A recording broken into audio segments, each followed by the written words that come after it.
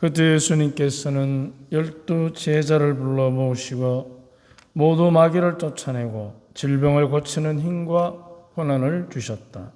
그리고 하느님의 나라를 선포하고 병자들을 고쳐주라고 보내시며 그들에게 이르셨다. 길을 떠날 때 아무것도 가져가지 마라. 지팡이도 여행 보따리도 빵도 돈도 여보옷도 지니지 말라. 어떤 집에 들어가거든 그곳을 떠날 때까지 거기에 머물러라. 사람들이 너희를 받아들이지 않으면 그 고을을 떠날 때에 그들에게 보이는 증거로 너희 발에서 먼지를 털어버려라. 제자들은 떠나가서 이 마을 저 마을 돌아다니며 어디에서나 복음을 전하고 병을 고쳐 주었다. 주님의 말씀입니다.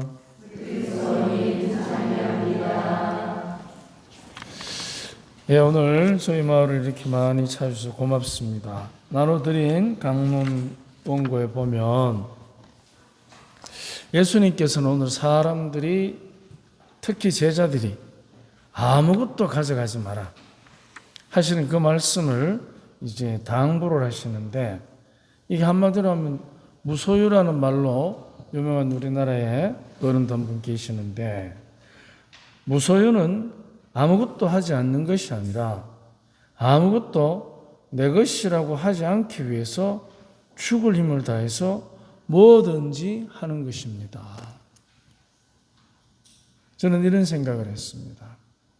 죽을 힘을 다해서 뭐든지 하는 것입니다. 그 대신 조건이 있습니다. 내 것이라고 주장하지 않기 위해서. 근데 내 것이 내 것으로만 남으면 내 안에만 활용 가치가 있습니다. 그런데 내 것이 아니라 우리를 위한 것이 되면 모두에게 선익이 돌아갑니다. 돈이든 무엇이든지 간에 우리는 그런 생각을 가질 때 훨씬 풍요로운 삶을 살 수 있습니다. 주님께서는 아무것도 가져가지 마라. 하느님의 사람으로 길 떠난 이의 자세를 정확히 당부하십니다. 우리는 이 말씀에 동의할 수 있겠습니까? 아무것도 가지지 않기가 쉽지 않습니다. 특히 내 이름으로 된 것은. 길을 떠난다고 하면 새로운 것에 대한 기대가 안겨주는 선물 같은 설렘과 아울러 미지의 세계가 불러일으키는 남모르는 자기만의 두려움이 공존합니다. 설렘도 있고 두려움도 있습니다. 길을 떠날 때 느끼는 기대는 자신이 뭔가를 계획한 것을 얻고자 하기 때문이고, 두려움은 얻고자 하는 것이 무산되었을 때 느끼게 될 당혹감이라고 여깁니다. 그래서 우리는 기대를 채우고 두려움을 없애기 위해 뭔가를 준비합니다. 돈이든 옷이든. 기대는 누구나 하지만 아무나 얻고자 하는 것을 취할 수는 없습니다. 우리는 다 무엇에 대한 기대가 있습니다. 그런데 기대한다고 다 얻어지는 것은 아닙니다. 오히려 기대가 실망을 낳는 경우가 훨씬 많기 때문입니다. 왜냐하면 기대는 현실이 아니지 않습니까? 그렇기 때문에 기대에 찬 계산이라는 것은 없습니다. 다만 기대는 계획일 뿐. 그런데 우리는 그 기대가 충족되지 않으면 충족하지 않는 만큼 두 가지를 느낍니다. 채워지지 않은 것에 대한 불만, 또 그 불만으로부터는 실패했다는 좌절감. 이 두 가지가 동시에 우리에게는 기대가 가져다주는 선물입니다. 기대는 만족이라는 선물을 잘 가져다 주지 않습니다. 그럼에도 불구하고 우리는 기대합니다. 내가 기대하고 있다는, 특히 그게 가까운 사람일수록 그 사람에게 내가 기대하고 있다. 그 사람이 살아가는 현실에 그 사람과는 상관없이 내가 그 사람에 대해서 기대하는 당신이 있다는 거죠. 현실에 그 사람과는 아무 상관없이. 그래서 어떻게 합니까? 네 그럴 줄 몰랐다. 네가 내한테 어찌 이라노? 그런 말 하죠. 당신이 그럴 줄 몰랐다. 30년 실컷 살고 한다는 말이. 여러분, 부부 사이에 그런 말 하십니까? 안 하십니까? 나는 할 사람이 없어서 못 하는데. 30년, 40년 실컷 살고 당신이 그런 사람인 줄 몰랐다. 그럼 뭐라 합니까? 내가 그런 줄 몰랐나? 나는 원래 그런 사람이야. 그런데 그런 사람의 현실에 있는 그 사람하고 그 사람에 대해서 그는 나의 기대, 그 기대가 만들어낸 나만의 당신, 기대하는 당신과 현실을 살아가는 그 사람은 다릅니다. 그런데도 불구하고 우리는 많은 경우에 기대 속의 당신에 대한 기대치를 가지고 현실 속에 살아가는 그 사람에 대해서 지적하고 비난하고 비교하고 실망합니다. 그럴 때는 기분이 행복합니까? 아니면 화가 나고 당혹스럽습니까? 그거는 다 느껴보시잖아요. 어쩌면 오늘도 그 분노와 당혹감 속에 이 솔숲을 찾아왔을 수도 있어요. 어찌 한번 풀어보려고. 그렇지만 그 당혹감과 분노는 내가 생각을 바꾸지 않는 이상에는 절대로 치유되지 않습니다. 어떤 생각? 현실의 너와 기대 속에 너는 다르다는 거예요. 더더구나 또 뭐가 있느냐? 나와 함께 친구든 부부든 부모와 자식이든 본당 공동체 안에 같은 봉사자든 함께 너와 내가 함께 살아가야 되는, 서로가 조화를 이루어서 살아가야 되는 그 너하고 또 다른 거예요. 현실의 너, 기대 속에 너, 나와 함께 더불어 살아가야 되는 너, 셋이 다 다릅니다. 그런데도 불구하고 늘 뭐에 사로잡혀 있느냐? 기대 속에 당신에게 사로잡혀 있는 거예요. 잘 한번 생각을 해 보십시오. 왜 내가 지금 이렇게 같이 사는, 상대가 누구든 같이 산다는 것에 대해서 어려움을 겪고 있는가? 그거는 그 사람이 잘못해서가 아니고 잘못하는 그 사람을 향해서 기대하고 그 사람을 판단하고 그 사람 때문에 속상해하는 너의 기대에 문제가 있는 겁니다. 그래서 아무것도 가지지 마라. 아무것도 기대하지 마라.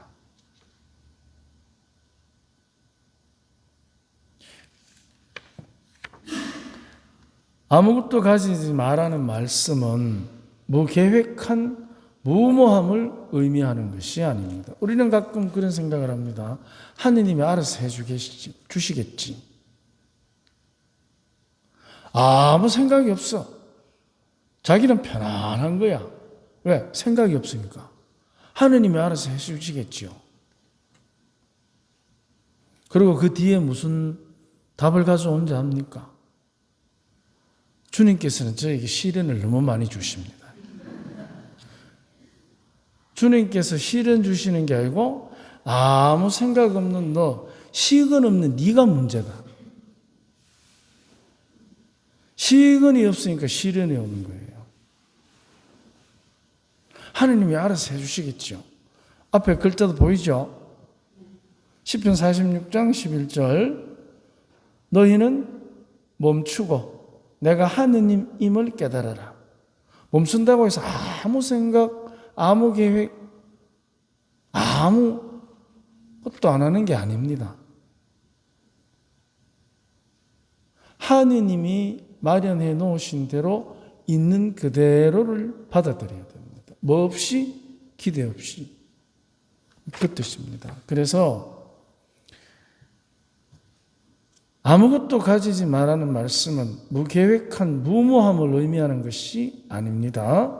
내가 없을 때 내가 참다워지니 주변에 참다운 것을 참답게 전할 수 있지 않겠습니까? 내가 사역에 차 있다면 사역에 찬 눈으로 보고 사역에 찬 말을 하고 그것을 채우는 업적을 쌓으려 할 것입니다. 아무것도 가져가지 마라. 너 자신마저 버려두어라. 이렇게 될 때 사욕 때문에 스스로 짊어질 상처를 경계하고 상처로 말미암아 조작된 원수를 향한 원망을 치유합니다. 잘 생각해 보십시오. 누구 때문에 못 살겠다 할 때, 누구 꼬라지가 보기 싫어질 때, 보고 싶지 피해 가고 싶을 때 잘 생각해 보십시오. 그 사람이 나에게 잘못을 저질렀는가 아니면은 그 잘못을 나에게 한 그 사람을 향한 나의 실망 때문인가? 분명히 그 사람은 오래전부터 다른 사람에게든 나에게든 그런 잘못을 저지를 수 있는 사람이라는 신호가 곳곳에서 울려옵니다.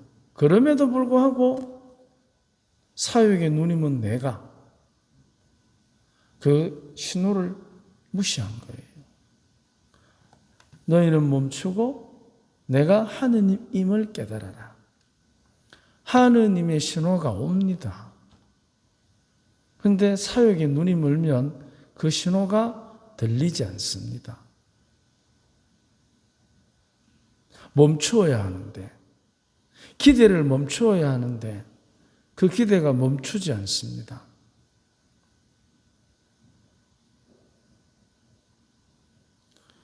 (30년) (40년을) 한 지붕 안에 살면서 여러분의 기대가 얼마나 그 사람으로 인해서 충족된 적이 얼마나 있습니까?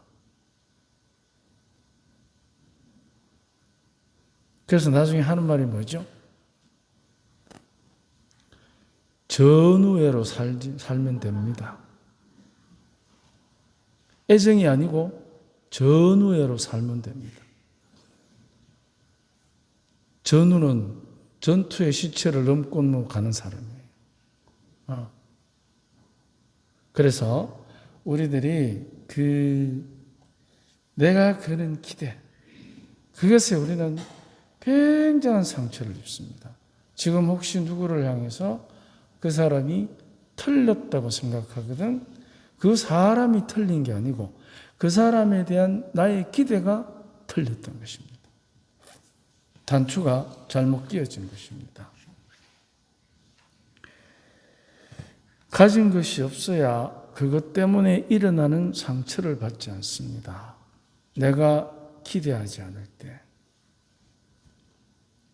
그리고 그 기대를 충족시키기 위해서 가지고자 했던 모든 많은 것들, 그것이 없어야 상처를 받지 않습니다.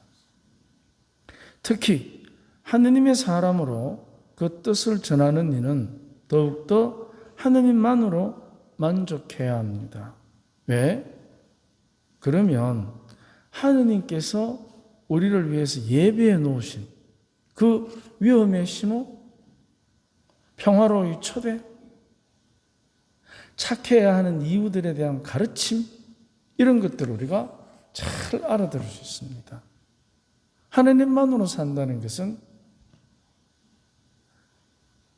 무모한 것이 아니고 굉장히 돌다리를 두들겨 보고 건너는 삶의 처세술입니다. 그렇지 않으면, 하느님만으로 만족하지 않으면 스스로 자신의 가치를 업적으로, 자기의 업적으로 측정하는 누를 범하게 됩니다. 저도 성전을 지어봤습니다마는 그게 제가 사제로서 하나님 나라에 가는 사다리가 될 수 없습니다. 오히려 걸림돌이 될 수 있습니다. 하느님의 사람은 그 자신보다 하느님만으로 아름답습니다. 그것이 전부입니다.